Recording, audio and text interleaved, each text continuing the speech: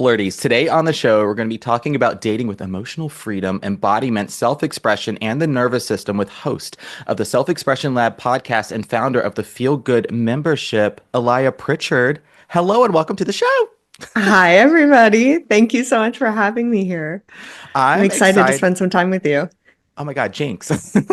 I'm equally as excited to talk about some healing, some self-love, but really getting into self-expression embodiment and what our feelings and our emotional experiences are maybe telling us, teaching us, Mhm. offering us. I'm really curious to get into this reframe of nervous system healing outside of maybe some of the traditional ways we've heard it explained in the past. Yeah, it's been since day one, like so important to me that we make this work so much more accessible and kind Mm. of de-therapeutize it, Oh my gosh. de-pathologize it, Yeah. and really recognize that it shouldn't be a weird thing to talk about or even like a medical thing to talk about when we're talking about emotional mastery or Mm. emotional well-being and full Mm. self-expression.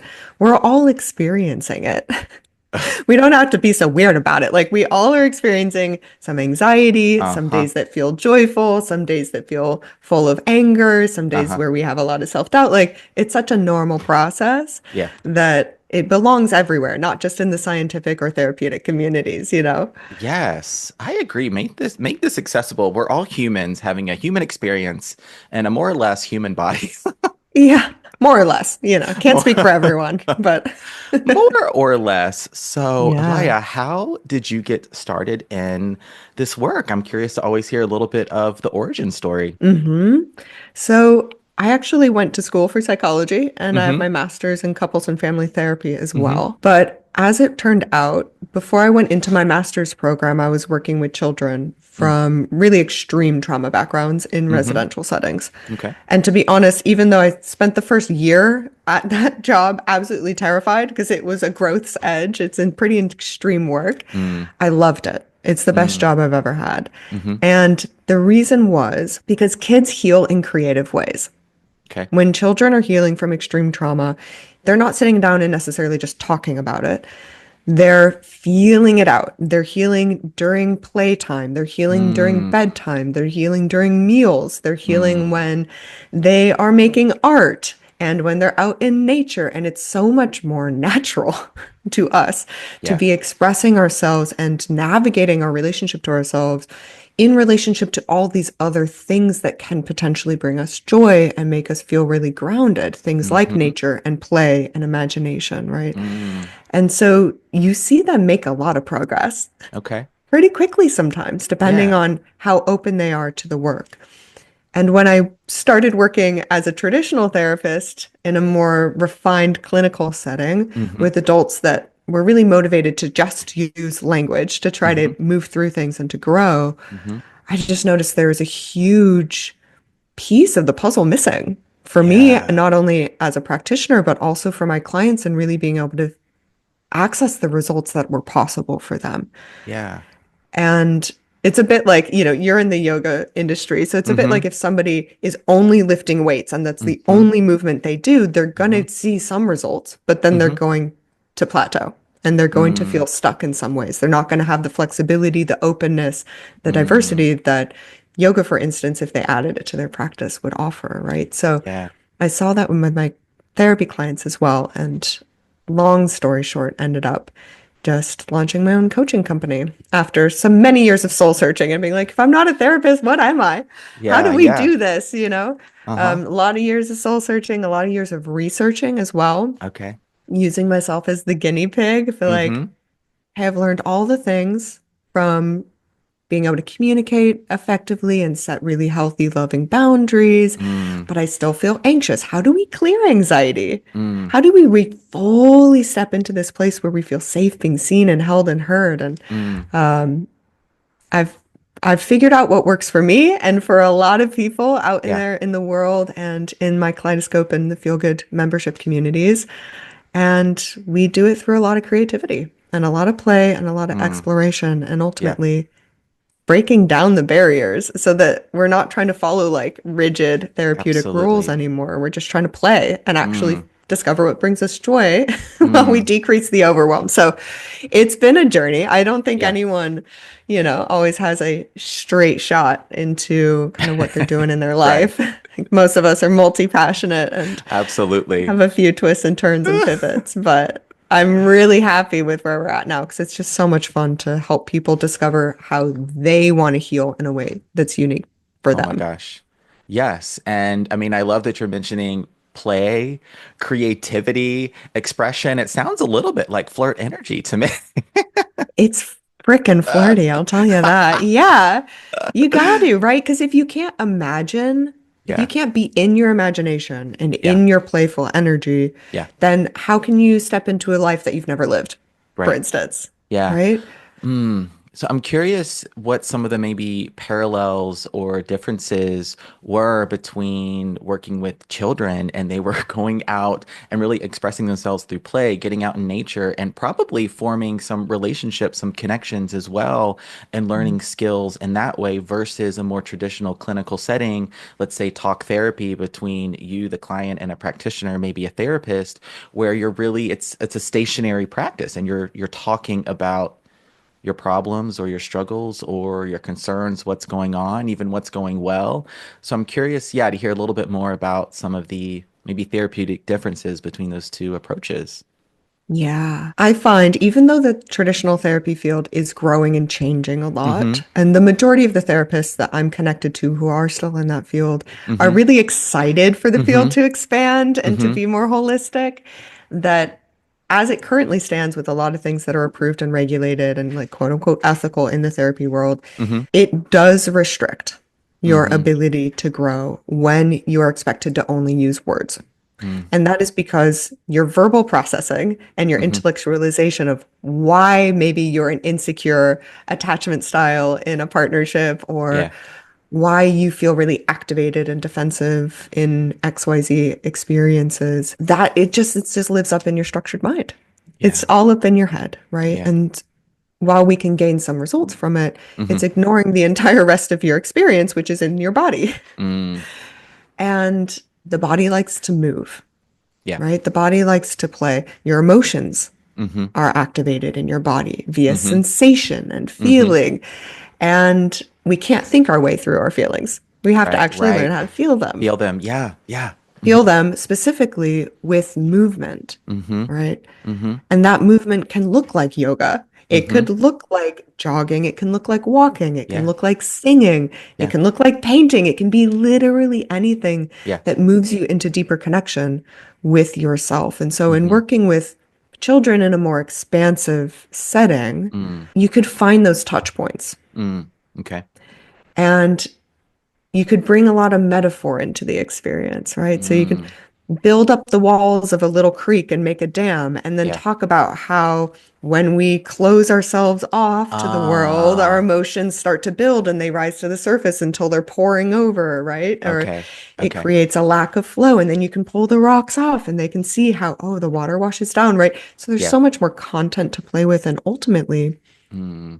what I noticed is that with the therapeutic interventions that quote unquote work, Mm-hmm. EMDR, Mm-hmm. EFT, maybe Mm-hmm. even some of the therapeutic drug Mm-hmm. trials and experiences that people do now. Mm-hmm.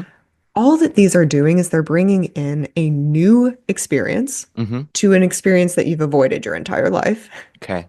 so that you're more focused on the new experience as you then process the thing that Yeah. scares you.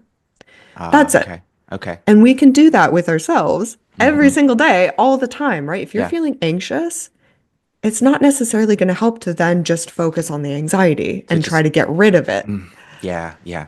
But if you think, okay, well, what would make this anxiety feel really like inspired today or Mm-hmm. safe and supported? Mm-hmm. Maybe it needs to go do some gardening. Mm. Okay, Okay. well, bring in that new experience of gardening Yeah. into the experience of feeling anxiety and let those two things meet, Yeah. right? And so that's the exact same reason why all these therapeutic interventions work, where it's Yeah. just like you have to be willing to introduce something new into the Okay. thing that you've been avoiding because it softens the experience Okay. while also lighting your world up and like reminding you how much Absolutely. joy there is to have and how Mm. much beauty. But I definitely Okay. found adults were resistant to that in the therapy room. Yeah. They're resistant to things like art practices, art therapy practices that include art and metaphor, Yeah. but simply because that wasn't what we were taught. Mm-hmm. We were taught that we were supposed to heal with our words. Mm-hmm. And so we should be able to quote unquote figure it out Yeah.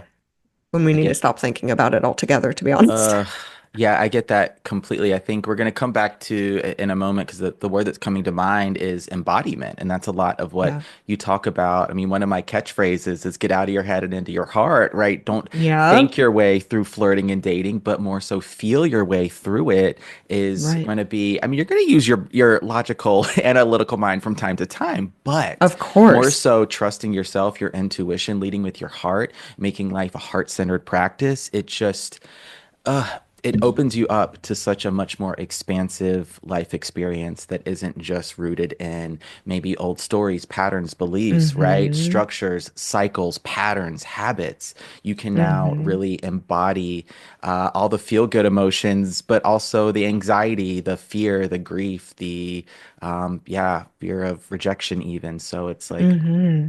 you How did can you learn that to be heart-led?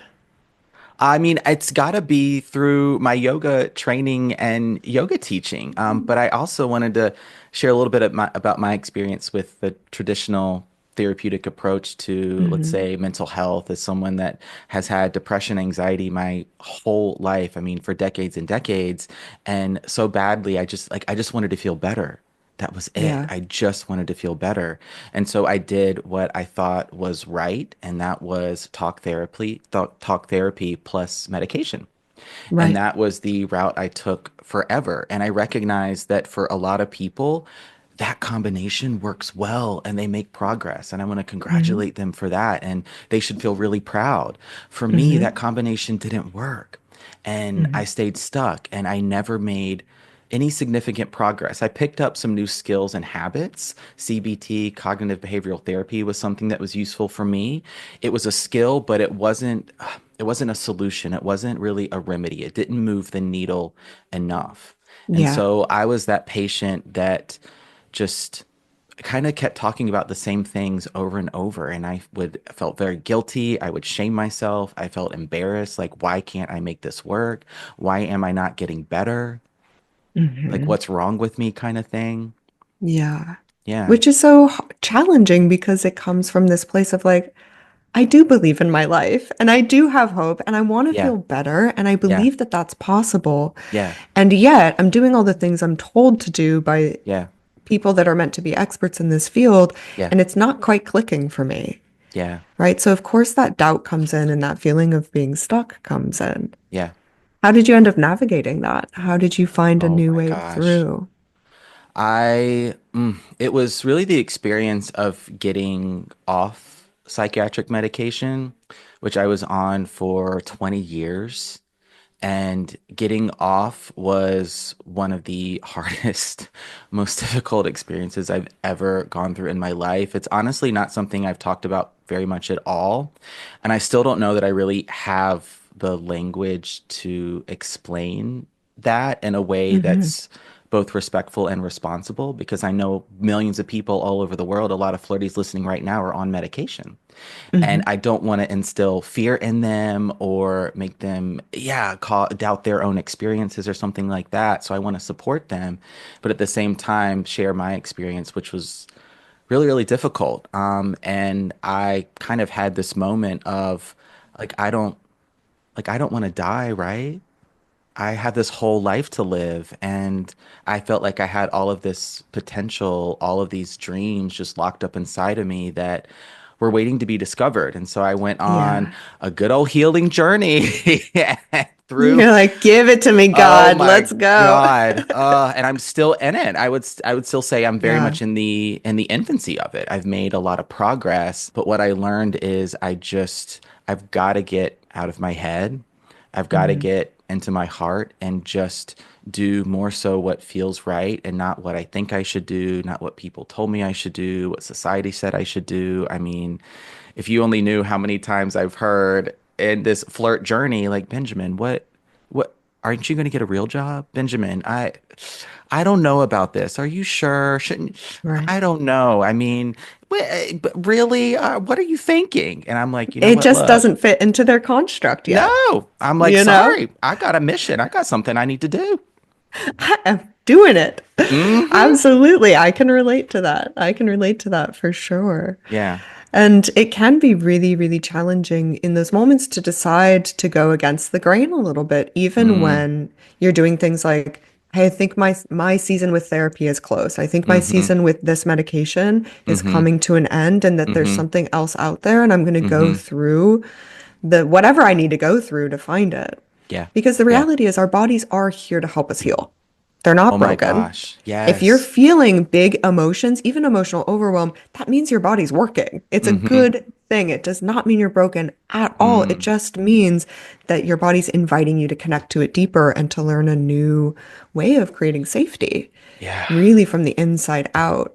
And when Uh, you're not taught that, of course, your body's going to be activated all day long, every day, being like, hey, I've got some really amazing wisdom for you yeah. and journeys for you. And when you're ready Mm-hmm. to listen, we're Mm-hmm. gonna get there, you Mm-hmm. know?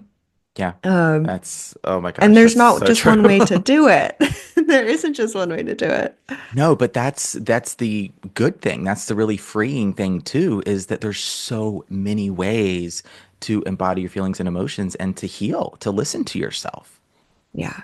Yeah. How did you make that shift after? I know you don't necessarily want to go too deep Yeah. into your shift from medication to being internally resourced, but Hmm. how did you take those first steps?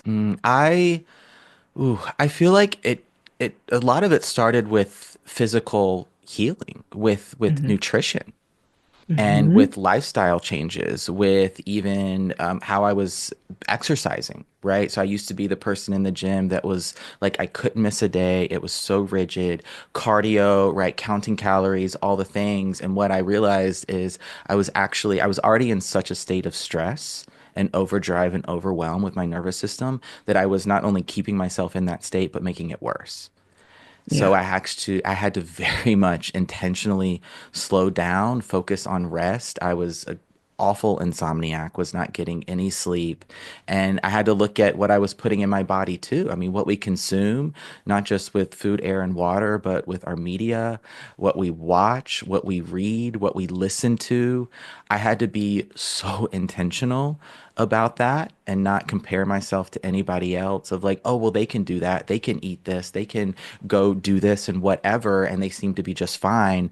I had to come back to myself and just really get intentional with healing my physical body so that I could Hmm. more so nourish my emotional and spiritual body too. Yeah. Well, you're building the foundations, right? Yeah. Yeah. You're building the foundations. Mm-hmm. And that is usually what depression is indicating as well, is that you're Uh, denying yourself your authentic self-expression through your body, through your emotions, through your boundaries, through your relationships, like on all levels, yeah. you're avoiding your authentic identity. Yeah. And so it is, I mean, that's the beautiful place to start is like, okay, I'm going to remove a chemical substance, which is going to have a big impact on the body. Mm-hmm. And now I'm going to build it back up from the ground up, Yeah. from floor one and up to two and up to three. And Yeah. it does take time. Yeah. But also, I hear in that story, like so much self-trust to be Oh like, my gosh. this might be Yeah. scary, it might be shaky. I'm building completely new rules Yeah. for me and how I interact with my body and the world. Yeah. And yet, it's going to keep getting better, right? Every new piece that Absolutely. you put into place that feels more aligned for you, like it Uh-huh. does just get better and better and better as you continue leaning into that. Yes. And in Oh. such a sustainable way, right? Mm-hmm. Mm-hmm. Long Yeah. term, where you just now you're like, okay, I know how to get to know myself. I know, like, if I step out of my normal kind of feel good vibes and I'm Mm-hmm. having a rough day, I know how to get back. I know what makes me Absolutely. feel good. And Yeah. you're doing it in a way that works for you. I love that you went through that journey Yeah. and just I started with just really simple things. What do I oh eat? yes. You How do I have to, move? yeah. You have to start with the simple things. It's because I Yeah. tried the other thing of trying to find the quick fix, the like magic pill overnight solution, or just take on all of these lifestyle changes and habits right away, which maybe you have some energy motivation for a few days, a week, 2 weeks, but ultimately so much change so quickly just isn't sustainable. It really is Right. about the small steps. And one of my friends, Rita, who's been on the podcast, she had this phrase, left foot, right foot, just keep marching. And that just became, that was my motto and still is, like, just get up in the morning, one foot down, one foot in front of the other, one moment at a time. Like, and you can do it, flirty. It's You not can do it. easy. You I can want do to it. hear, coming back to embodiment, Hmm. and because I think we've been talking a lot about feeling your emotions as then a way to or to express yourself. Hmm. So focusing a little bit more on embodiment first, what maybe how would you describe that? I see embodiment as presence of mind Mm, through your physical form. mm, So in the body, okay, basically. okay, Most of us are walking around pretty disconnected. We're very, either up in our structured mind, we're thinking things through, we're ruminating, we're trying to yep, project into the future yep, yep, and overthinking all the time. And that's yep. fine.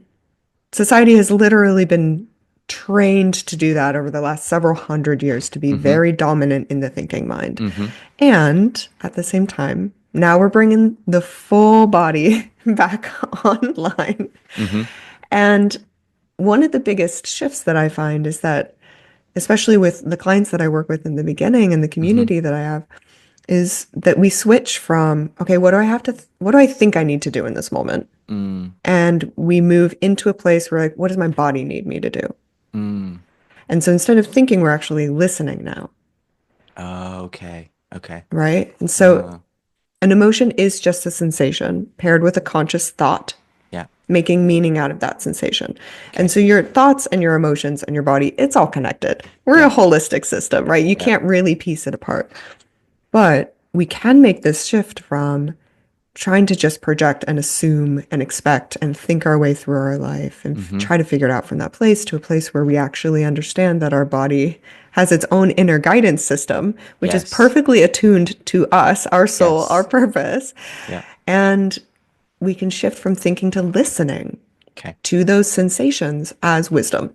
mm, Does that make sense? So every yes, emotion is a little droplet of wisdom that you can go into. okay, And when you're in that embodied state, you're listening to that inner wisdom rather than anything that's up here or anything that's outside of you, to be right. honest. Right. Okay, let's play Yeah, through an example. I'm thinking of the flirty that is starting to date someone and, right, they're texting. Maybe they've had a first date, maybe they haven't, but they're just like looking at their phone, right? They're looking at their phone. Why aren't they texting me back? Doesn't mean anything is wrong, but you're staring at the right. phone and you're thinking to yourself, oh my God, they found someone else. They don't like me. Did I do something wrong? Did I say Yeah. something? And then the experience you're feeling is anxiety. You're very much overthinking, and now you're anxious, maybe spiraling a little bit. Hmm. So, how could embodiment help us in that situation? By changing the invitation and the focus, right? So Oh, okay. I get that sensation. I used to be very anxiously attached. Yes, I was yes. with you guys Yeah, on that whole ride. yeah. And I would change the meaning that we make out of that anxiety. So instead of searching for that external validation that Mm, someone likes you, or that mm-hmm, you're lovable, or that you're worthy, or that mm-hmm. they, they do want to see you again, whatever it might be. Instead Yeah. of searching outside of you, you're going to go into that anxiety as an indicator for specifically connection to yourself, Okay. right? So this is not an indicator that you need to prove people want to connect with you because Yeah. they do. You're Yeah. an incredible person. Everybody is. You all have light to share, right? And Mm-hmm. amazing personalities and gifts to bring. Mm-hmm. But see that anxiety, go into it. This is how I would do it, into the body, Okay. into the sensation. What's it feel like, first Okay. and foremost? Where Mm-hmm. is it coming from? Is it in your core, in your gut? Mm-hmm. Is it zingy? Is it electricity? Is it tension? Mm-hmm. Is it hot? Is it cold? Does it make you feel like you need to run? Does it Mm-hmm. make you feel like you want to shut down? Just start Mm, noticing it and see if you okay. can notice it without some of that judgment, right? Without Yes. some of the fear. It's Yes. literally just a sensation. It doesn't mean anything at all. Yeah. You could have the same sensation and decide you're really excited about something and feel really good about it, right? We Right. have the same flipping of our stomach feeling Right. when we're stoked about something. Okay. And take a few breaths, Mm-hmm. right? Good. Breath is Yes. such a powerful Mm-hmm. tool. It's not a cure-all, but it's the first tool everyone should learn how to master because you're breathing anyway. So you Yep. might learn how to optimize breath through your body, but it's really good for calming down your nervous system Mm-hmm. and bringing you back into present. So elongate your breaths and then just get curious. I think Yeah. getting curious about what that anxiety is there to tell you is Mm, one of the most powerful practices as well, because mm, that's where imagination comes up. And that's where we click into listening when you're like, yeah. anxiety, what do you need me to know? Right. Maybe it's that I'm giving my power away to other people Mm, and that I need to reclaim it. Okay, well, what would that look like today? In mm-hmm. this very moment, instead of Mm-hmm. obsessing over my phone, what would it look like to reclaim my power in this moment? Maybe Mm-hmm. I need to clean my living room. Yeah. Maybe I need to go stock up my fridge with like really beautiful groceries, Okay. right? Okay. Like whatever it looks like. And you can do that in any number of ways. Or like anxiety, what would safety look like right now? Right. Like really healthy, connected safety, not the like disconnection safety, Right. Right. right? Okay. So, and your body will speak to you. Your emotions are the language of your body, right? So they're going to get into conversation with you and they're going to guide you into something. It Yeah. might take practice. You have to keep showing up for it, Yes. Yes. but you can get there. And from that place of calm, like what a beautiful place to start a new relationship from, Mm, yeah. where you realize like you don't need anyone else to validate your worthiness or to feel Right. loved. You just Mm, have to allow yourself to be the love and be the safety from mm, within. yeah. How have you navigated that? Oh Or my how do you help gosh. your flirties navigate it? We're gonna stay here for a moment. A few of the words I'm picking up on that embodiment is a practice of presence, of curiosity, non-judgment, breathing. You're gonna need some oxygen to get through to Breathe, girl. get through this. Take a And breath. yeah, I'm thinking of the flirty now. You also mentioned the word safety for the flirty that like actually doesn't feel safe in their body, like they just can't even sit still kind of thing. And so this is where I think, and we're going to come to this in a moment, where self-expression and play and just some movement can yeah, can be really, really helpful and impactful because that's ultimately what I had to do. So that's how I was able to navigate those experiences myself. That's how I feel like I'm able to help the flirties. And you also mentioned one of my favorite words, connection, where as much as I Mm, talk about the flirt being a practice of connection with others, whether you're flirting, dating, romantic, platonic, so much is also about the connection you have with yourself. How do you show up for a flirt, right? Do you like giving yeah. energy, receiving energy? Why are you nervous in that experience? What's happening in your mind, right? And so I think all of these, yeah, things we're talking about, these practices, the breathing, the play, the imagination, the non-judgment, ultimately help you to feel more connected to yourself. And then that feeds into intuition, self-trust, self-love. It's all a process, a practice. Yeah, Yeah. that's what's coming to mind. Just that. Just Just that. that. But I feel like I want to say bringing up yoga again because I'm kind of obsessed with it. Like I think it's important to find those practices and those teachers, whether they be actual people or maybe books or podcasts or lifestyles. Where yoga for me, I really chose to adapt a yoga lifestyle, which is way more than some breathing and downward facing dogs. It's how I live my life. And Hmm. I really needed some of that structure that wasn't maybe so quote unquote traditional. Hmm. So whenever I am feeling lost or confused, which happens a lot still, I feel like I have a guide. I have somewhere to go to for answers. And of course, people like your relationships with friends, family, therapists, practitioners, coaches. Hmm. Yes, leverage your network, Mentors. Yeah, you mentors. don't have to do it all alone. Now, Oh, of course, the caveat is you still have to filter it through your own inner guidance system and decide what ugh, fits for you. yes, However, you don't have to do it alone. And sometimes when you feel the most stuck, it's because you literally cannot see the opportunities available to you that are outside of your scope of view. And it's yes, so helpful to bring other people in to discover. how Benjamin structures his day, right? Or Uh-huh. how Eliah does her life. Like, see Uh-huh. what other perspectives there are about living and existing and working through problems, Yeah. and then see what fits, because it's probably something you've never considered. That's why you feel Mm, stuck. You yeah. haven't learned that thing yet. You've never done it. You've never tried it. You've probably never even heard about it. Yeah. There was a time when I'd never heard of breathwork. You know, Yeah. it didn't Uh-huh. exist to me. Mm-hmm. And so we have to go out there and look and allow other people to provide some guidance sometimes, because it's too hard to do it on your own. Oh my gosh. So hard. And so much of this is trial and error too. Yeah.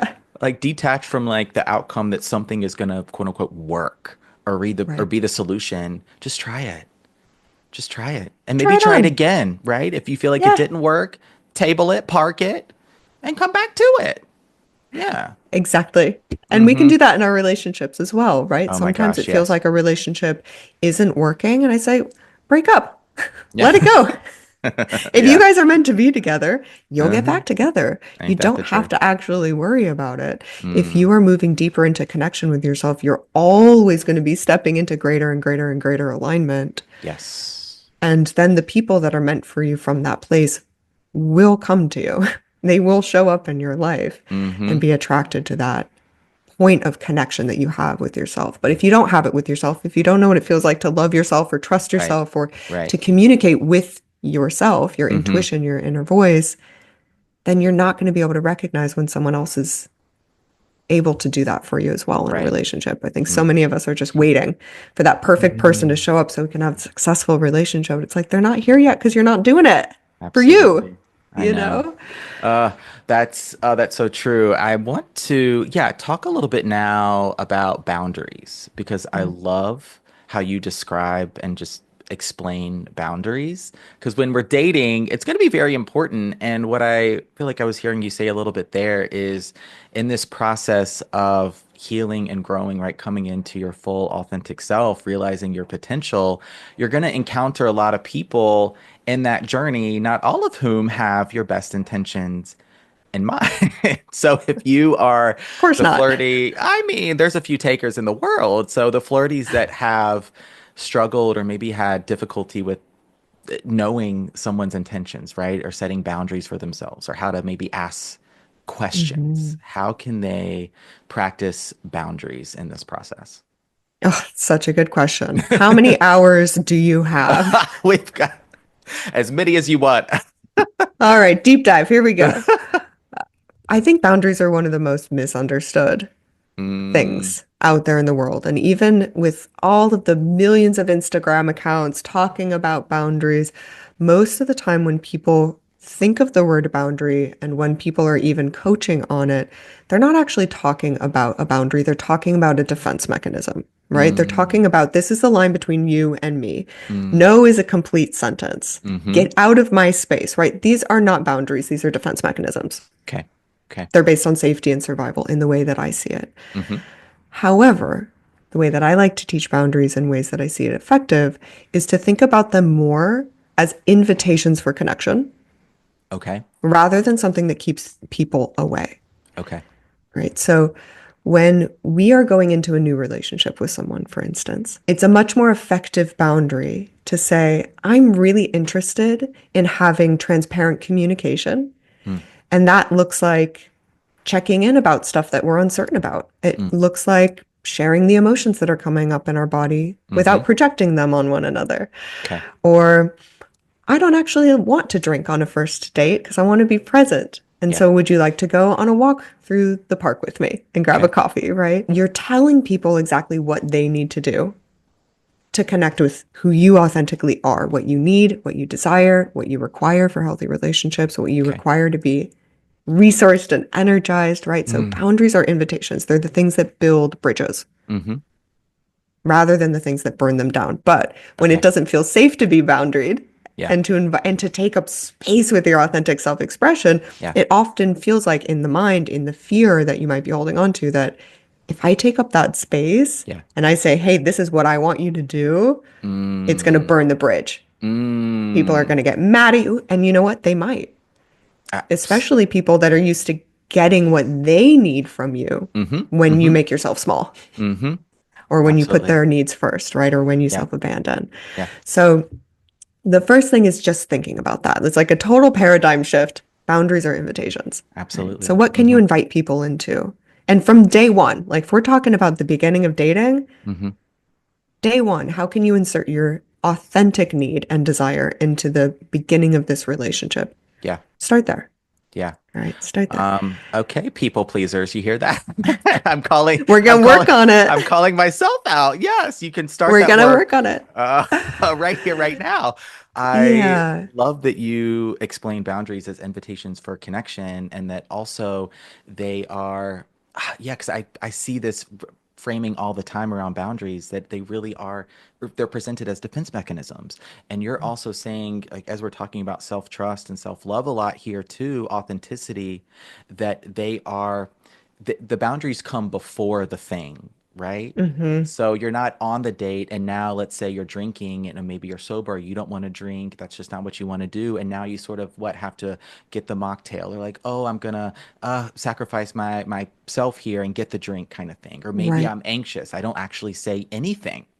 Yeah. So set that boundary beforehand and then alleviate that anxiety for your future self. Let yourself just Yeah. have fun on the date. Don't even go do something that you don't want to do alone. This is this is No. my dating philosophy. Ah. And it's great. This I think this mostly got solidified during COVID Mm. when I was like, well, we can't do a lot of things, but I lived in LA at the time. I was like, Mm-hmm. I'm just going on hikes. And then I Mm-hmm. realized, why would I ever do anything on a date that I wouldn't enjoy doing by myself? Yeah. Especially with online dating being a thing. It's not a date, it's a meetup, and let's see if we have absolutely any chemistry at all. That's Exactly. what it is. Yeah. And so you might as well really look at like, what do I want to do this week? Yeah. Well, maybe I can invite that person to do that thing with me. And so Heck then yeah. if it's just like, oh, well, they were nice, but I felt nothing for them Mm-hmm. romantically, Mm-hmm. well, you still got to do that thing that you wanted to do. And you had a Mm-hmm. pleasant conversation. Mm-hmm. Congratulations. That's like a win-win for everyone. That's a net positive always. But I was going to say that when it comes to boundary setting as well, sometimes it feels really scary to even make invitations to Mm-hmm. other people. So for Yeah. anyone that is coming from this people-pleasy place or a place where they have a lot of avoidant patterns or Mm. anxious patterns Yeah.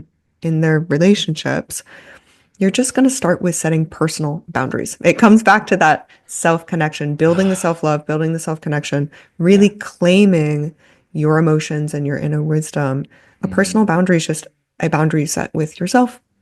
Yeah. It's in regard to the thoughts that you allow yourself to think, Mm-hmm. the way that you respond to your emotional experiences, Mm-hmm. the daily habits that you have. Like Mm-hmm. you described it beautifully when you said, I'm going to put some structure into living the yoga lifestyle Yeah. because that feels really healthy for me. Great. Mm-hmm. Boundaries provide you that structure to be in alignment. So there's so many steps that you can take to really turn towards yourself and be like, okay, you know what?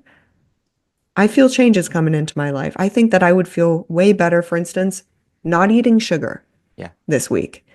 Okay, that might be a little hard. Oh There might be a God. growth edge, letting go of the coffee, letting go of the booze, anything like that might push you, but you're going to say, I want to live in alignment with this. Mm-hmm.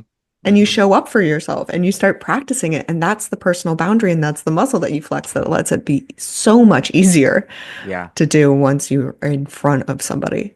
Because how Mm. often do you hear those people that are like, I am on a roll. I'm feeling so good. I'm single. I don't Yeah. even need to date anyone. I am like, my life is feeling great. My mental health is great. My depression is gone. Uh-huh. I'm doing awesome. And then they get to the place where, like, okay, maybe I'll consider dating. And Mm-hmm. then the moment they start dating, boom, back Yeah. into the anxious attachment. They're like, I've completely lost myself. Yeah. Where did I Yeah. go? Mm-hmm. Right. So it is a different experience practicing with another person, with their emotions and their drama and all of that. Mm-hmm. So you got to give yourself both experiences, build yourself up, and then, start inviting people into it.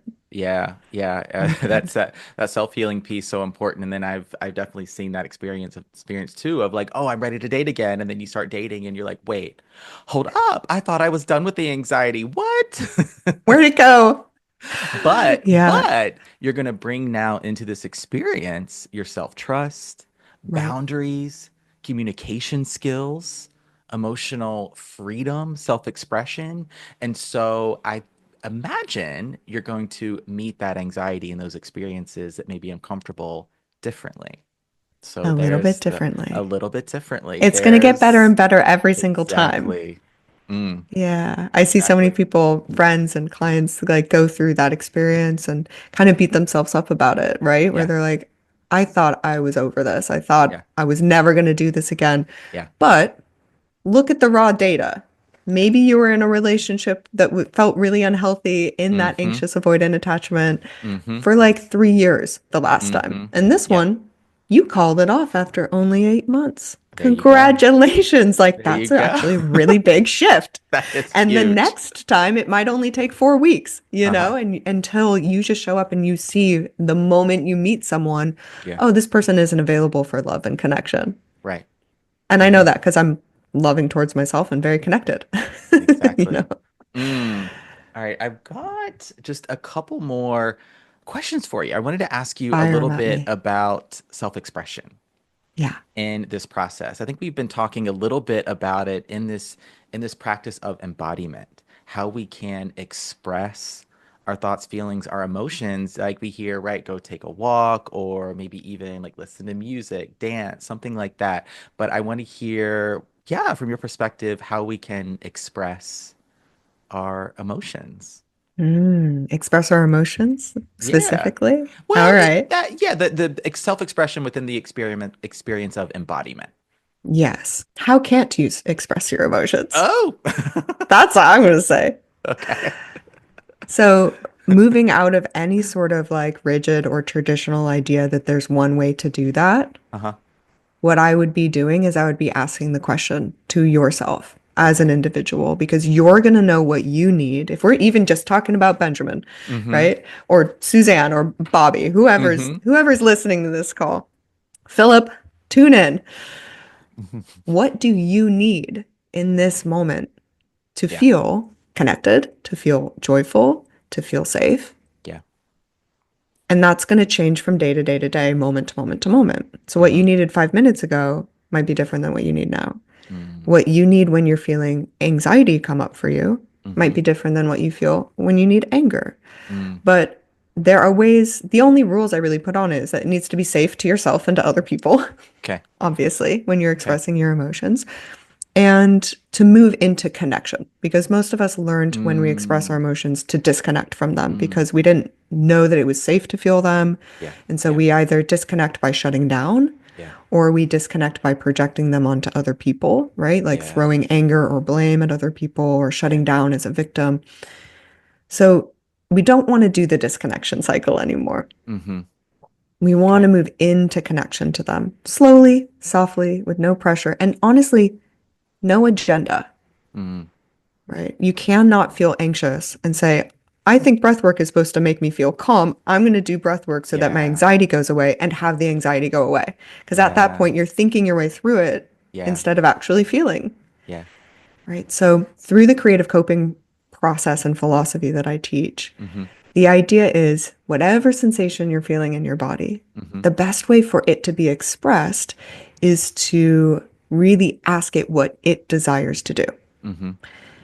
Use your five senses for it, Mm. right? Mm-hmm. See, touch, taste, smell, hear.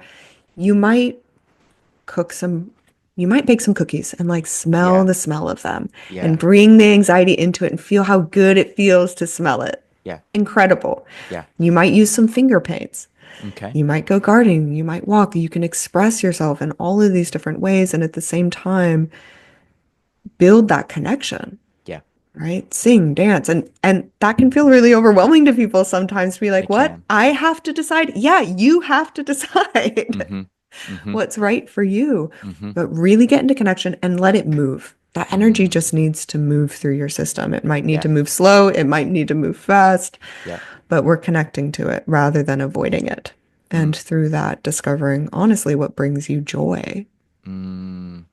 Because just talking about our feelings is boring. We're not going to learn that much about ourselves doing that. No. But take your sadness or your grief on a freaking bike ride, and suddenly you're Yeah. like surrounded by the world and you're moving your body and you're starting to feel so Yeah. much better. But you Oh my have to trust gosh. yourself. So just literally do anything, Yeah. To anything self. that goes towards connection. Yeah. That practice of self connection that you flirties, you get to actually feel good. You get to enjoy Hmm. life. You get to be happy and experience the full range of emotions. You're not going to be on cloud nine every single day.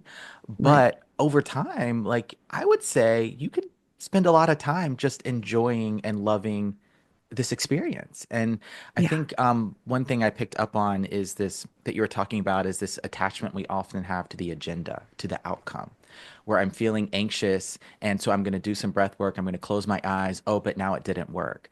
I would say you probably already maybe set yourself up for it not to work because if you didn't have this exact outcome, then it was going to be a failure. Right. And so, more so embodying, expressing yourself, Accepting. detaching. Yes, acceptance. Oh my God, the acceptance piece is so big. And I'll just quickly share one of the things that I used to do was cook. I'm glad you mentioned that example because it was very sensory. I could Hmm. move, I could use touch, smell, of course, sight, Yeah. taste at the end. And I just always felt like I was paying it forward to my future self in that moment, that I was doing something for me rather than going for, right, like the soda and Cheetos and Doritos, really anything Hmm. cheese flavored for me. Let me cook. And Yeah. also, that got me out of my head because I was doing something tangible, like I was actually performing something. Yeah, you were creating art with your Yeah. body and you had to Yeah. be present with it. And Yes. that is also, I think, probably the other most underrated piece of healing and really coming home to yourself and feeling Yeah. self-expressed is practicing joy. Yes. Oh my Whatever you gosh. focus on grows, right? So that's again the Uh, other issue with all of these TikTok threads going, I'm depressed. And then there's thousands of comments of other people going, me too. yeah. Sure, it feels good to know that you're not alone. Yes. But if we're just focusing on the anxiety or on the Yeah. depression or on the anger, Yeah. we're just going to have more of that in our Oh my lives, right? So we gosh. have Where? to practice finding joy and creating something new for ourselves. And like, how beautiful is cooking as I an love it. experiment to that, Where right? intention goes, energy flows. That's what we That's say. right. And yoga. Oh my gosh, Eliah, before I send all the flirties your way, one more quick question here. I wanted to end on this theme of joy. Mhm. So for the flirties that are in their healing journey, and this was true for me, where you start to have those good moments and those experiences, but your default way of being for so long, you want to resist those. Or this isn't for me. I shouldn't feel this. It almost feels wrong. So, Mhm. some parting words of wisdom for the flirties that are maybe having that experience. When you don't trust how good it can get, Ooh. Mm, right? mm. Yeah. Or you It, step into a new relationship and you're like, this person's being really nice and emotionally stable to me. Like, yeah. What's what shoe wrong? is going to drop? Yeah. What's wrong? You go, maybe they Mm, are really nice. Maybe they're faking it and they're just trying to hold it together, but maybe they are inviting you into a different way of being. I look at it just like a muscle that you have to work, right? yeah. You are building your container for joy and you are Yes. working on flexing that muscle where you trust that life can be really good, that it can feel Yes. good. Even if you're feeling grief, for instance, you know that that grief is going to bring you deeper into connection. So it becomes a rewarding experience, Yeah. right? It can feel good to support yourself through those moments, to move with the physical energy, to move with the emotional energy. Mm, And so joy and trust and beauty and inner peace all just start to build and become mm-hmm. more of your norm. And Mm, again, you still feel the full spectrum of emotions, but yeah. because you know that's normal Yeah. and because you now know it's rewarding and it Yeah. brings you all of these beautiful insights and Yeah. wisdom, then it's suddenly safe. But it does take time because you're literally rewiring your brain. Yeah. So, of course, your brain, which is built on all the past experiences you've had, Mm-hmm. is going to be like, let's just go back to the old way of doing things. Like that Yeah. feels easier. Yeah. Your brain just wants to operate, keep you safe based on what's predictable. And Exactly. you're actively stepping into this state when you're doing this work Mm, of carving out a new part of your body, a new connection to your absolutely. heart, to your power, to your safety and security. Uh-huh. And so you have to just keep flexing the muscle, keep building it up, Absolutely. keep practicing the joy, keep setting those beautiful boundaries and making the Uh-huh. invitations. And over time, your brain will get enough evidence Mm. that that's possible that it'll solidify.